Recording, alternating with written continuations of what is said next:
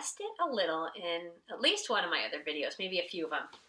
But I just wanted a quick little video on what is SEL, because I know SEL is getting thrown around a lot lately and it's kind of becoming a buzzword, and I don't know if it's a good or bad buzzword. It's sort of like the word synergy, which I did not love in my corporate career because people just threw it out all the time.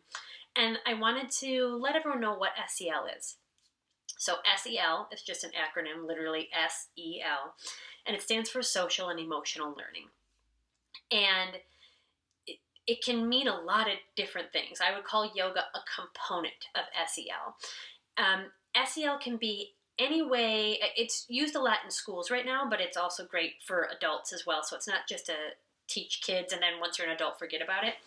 But SEL kind of incorporates self-care. It incorporates any sort of way that you're sort of looking at your emotions and learning about them. So it could be journaling. There's some great kids journals out there, some great adult journals out there that are guided. So if you don't know where to start with a journal, you could find one that might work for you.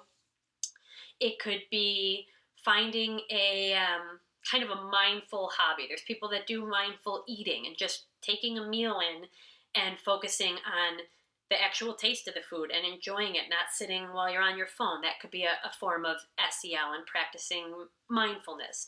It could be meditation. It could be yoga. It could be something like Tai Chi, kind of more of a moving meditation. I know people sometimes call yoga moving meditation as well. There's a lot of different things that SEL can be.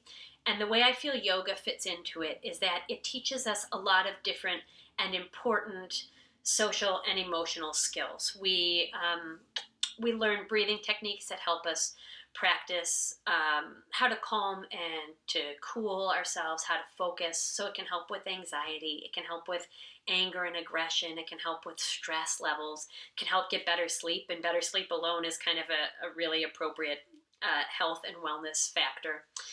We also use yoga to help with emotional regulation, which is understanding your emotions and then learning how to manage them or deal with them or know what's going to happen when they crop up. And that's starting to be really studied as a skill, not akin to math or reading. Big universities are starting to look at it and go, whoa, social emotional learning and especially emotional regulation is a very important skill to have.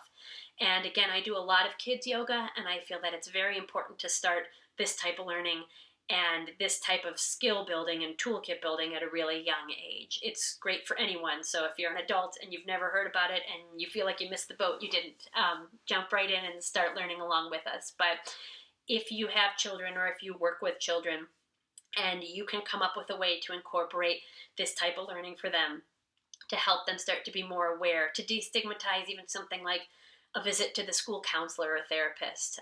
Kids sometimes think, well, if I broke my leg, I'm going to go to the doctor. But if I'm having trouble with my thoughts, I'm going to keep it inside. I don't want to share that with anyone. I don't want people to make fun of me. So we kind of want to break down those barriers so kids feel comfortable getting the help that they need so that we can help with body image and we can help with other mental health and behavioral health challenges that are out there and are prevalent, and definitely social media doesn't always help. It often can hinder. So any way that you can incorporate this type of learning, if you work with yourself and then also if you work with kids or have your own kids, it'll be really beneficial.